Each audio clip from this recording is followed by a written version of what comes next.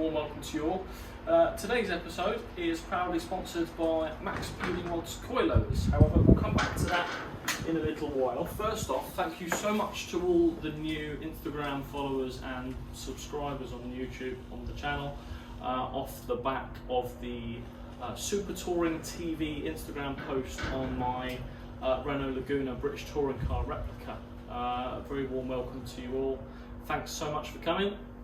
This is my more complete track car. However, there are episodes of both. There will be lots of episodes of the car that you have come to see. Lots more progress to go with that. However, today's episode is on the Fiesta. So first things first, I thought I'd just introduce you to this car real quick for those of you who have come over from Instagram. This is a 2-litre 8-valve 1996 Renault Laguna in Nescafe green, as I call it. I don't know what the real colour is, but it's the Williams Nescafe green that they used for 1997, 8 and 9, I believe. I'm going to be doing a 1999 Jason Plato replica, as he was my boy when I was growing up. There will be a few things that will be remarkably different. Chassis-wise, it's going to stay far closer to an original road car. However, it will be a track day car. Going to have coilovers made up for it. Something that they didn't actually have was sliding windows. They actually had plastic. They had glass windows. It's going to have an F4R Clio 172 engine and all sorts of custom bits and bobs. So yeah, look forward to this.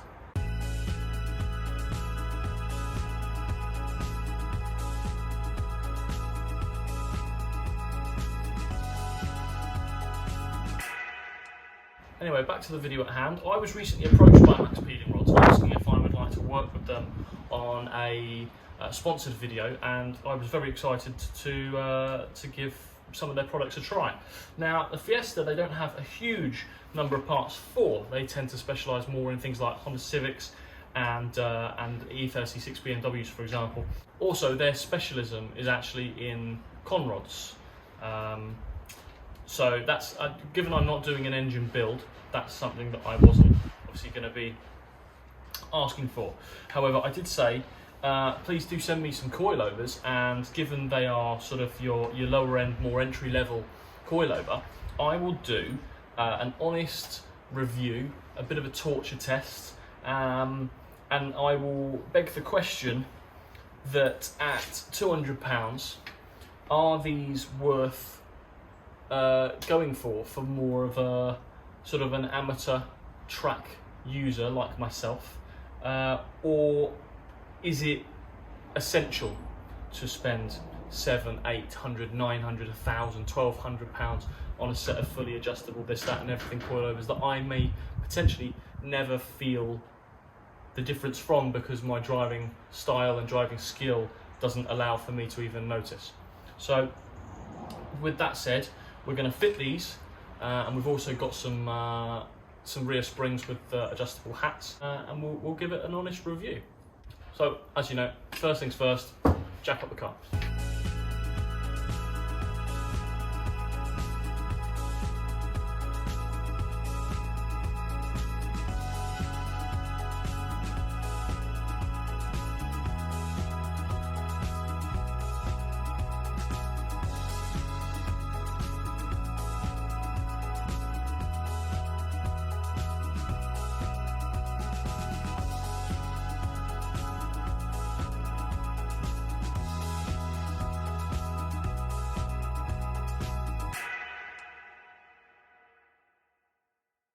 Right, so you've got 2 bolts here and here that hold on the knuckle to the strut. The bolt itself is a 15mm head, and the nuts that sit on the outside are an 18mm head.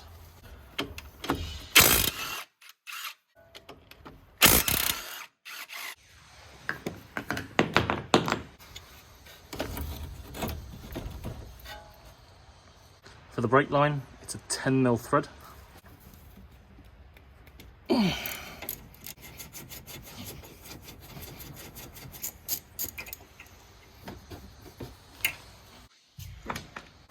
The ABS sensor here can just be pulled off and snipped. The anti-roll bar drop link has a 15mm nut, but it's likely to spin. So there's an Allen key inside here. So you get that on and you hold it with the Allen key. Allen key is a 5mm.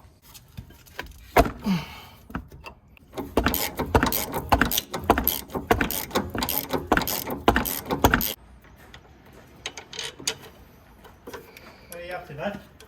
I'm doing coilovers. Oh, track day fucking prep, is it? Yeah, well, no. So guys, once you finish down here, you need to go up here. 1, 2, and another one that you can barely see. They are a 13mm. It might make it easier for you if they're particularly tight. Take your scuttle panel off. Mine, let's find out, shall we? We're going to be all good.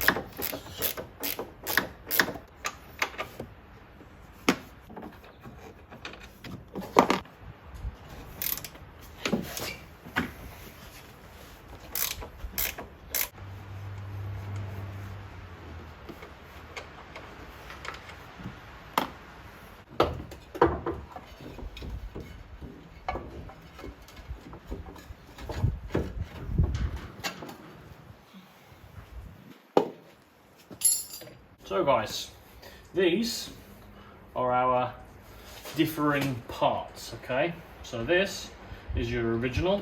I've currently got an IBAC Redline spring from Puma Speed. The only thing I'm going to still need from here is this top hat, because this top hat will bolt into here, which means doing the most feared job on the whole of the internet.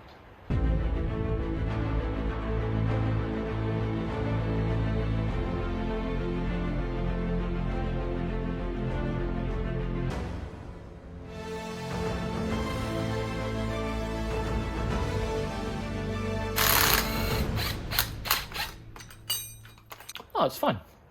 So guys, yeah, that's just a bit of fun, obviously, taking these off.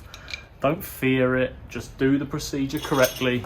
Use spring clamps, tighten them in nicely. Make sure that you've either got 3 of them evenly spaced or at least 2 of them directly opposing.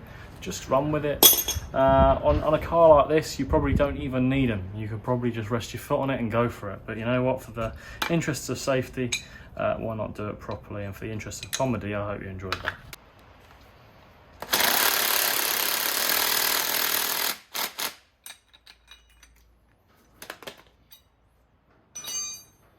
So, with these, this is new, these are new, the spring is new. The original top hat bearing and strut cap, that's original. And the nut is new. So that simply goes onto there.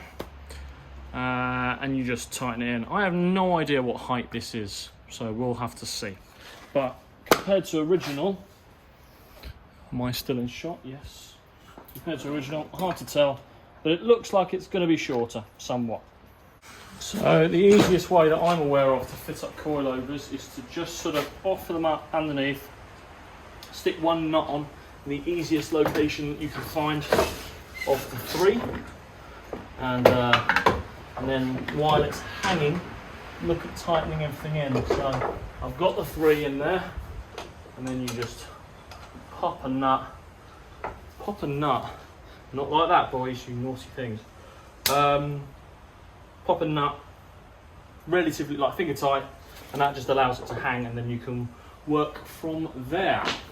Now what I'm going to do, first things first, is get the bottom or the top, whatever lines up nicest, of the knuckle bolts. Get that to go through. There you go, then holds that in place. So there is a little bit of an adjustment here. You will need to get your car tracked. Just bear that in mind. Because these holes are elongated and the ones on your standard struts are just plain circles.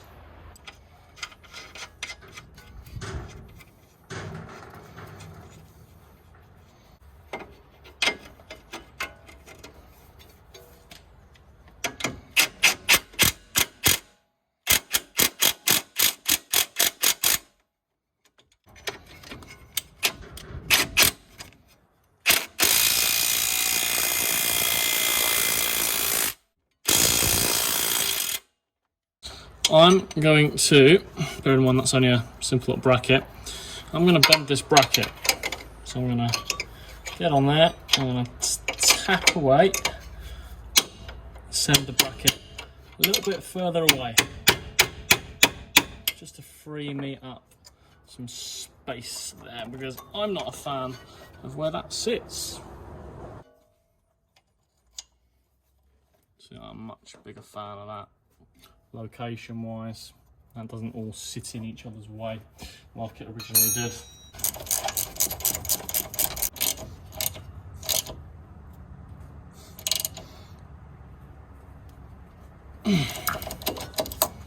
So this time round, this has to sit in here, this way. As a result, I am going to cable tie that there, round here, just to make sure that stays in place.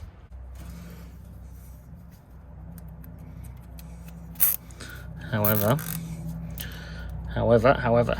I hate cable ties, so I'm gonna keep that nice and out of the way, just so it doesn't look like an absolute shoddy pile of crap. But that leaves a little bit of wiggle room, so yeah, as that turns, nothing's getting overextended in either the brake line or in the ABS sensor. Last thing down here to do is to take your anti-roll bar drop link, push it through the hole,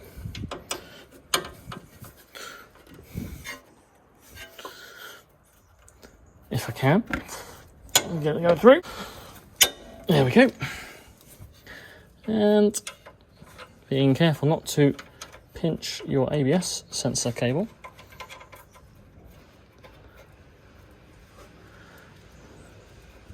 Tighten that in. And pinch that up nice and tight. There we go. Right, that's that done down here completely. I got up top and tighten the strut bolts. So reversal of fitting. We're just gonna get these finger tight, wound down, and then pinch them off with a 13mm ratchet spanner.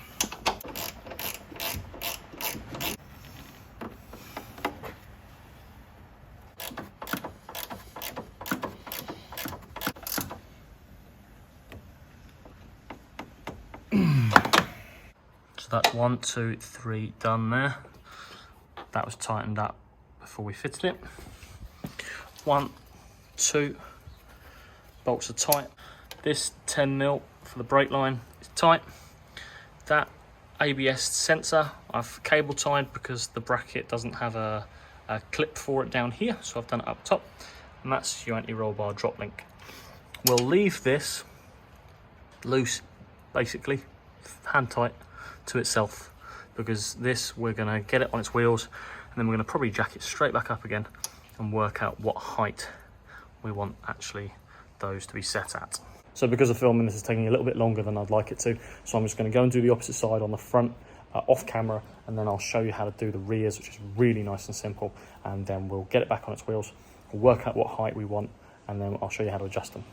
So guys, rear is nice and simple. You just have to undo 2 18mm bolts from the rear axle. That's a captive nut, so you literally just have to buzz that off. Same on the other side. You can then lower down the axle, pull these out. It'll free up your spring. Don't forget there's a spring isolator in there. Leave that in, and we'll swap the springs over.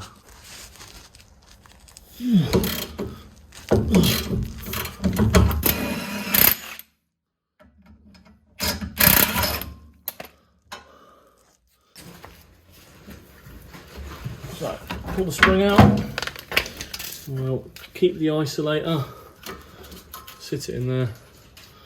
So as you can see, there's a considerable height difference, which is why they give you this, which allows you to then adjust how high you want it to be. I'm going to actually bring the rear downward quite a lot, so I'm going to adjust this again to halfway, and we'll just see how that looks.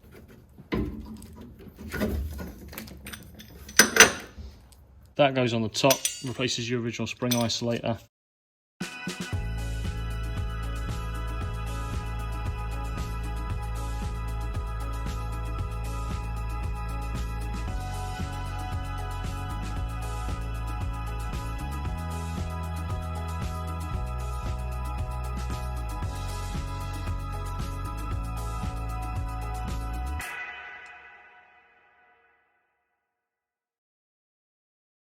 Right, so that's that then. MaXpeedingrods coilovers fitted. They're okay. They're alright. I did say that I was going to do a very honest review. I wasn't going to just button them up just because they've sent me some free ones. I don't think that's fair. So yeah, they're alright. They're not something that I would spend big money on, but for the price of I think £210, something like that, perfectly fine. For day-to-day use, they will be perfectly adequate. For regular track days, I'd say probably you want to go for something higher end. However, a lot of you guys might just want to make your car lower and a bit stiffer, and these will be perfectly fine. You don't need, if you want to go low, you don't need that adjustable cap on the rear. You can just run the spring. Yeah, and they do sit higher than what you would think. I think the springs are quite stiff, so I had to adjust them quite a long way down, albeit a lot different adjustment right to left, because we've got fuel tank on this side, engine on that side, gearbox on that side, nothing on that side, so that's heavier than that, and that's heavier than that. But yeah, there's really nothing much to say about them without properly driving the car. I'm not going to do that because it's got really late now. So yeah guys, thanks very much for watching. Subscribe if you're new, like, and I'll see you on the next one.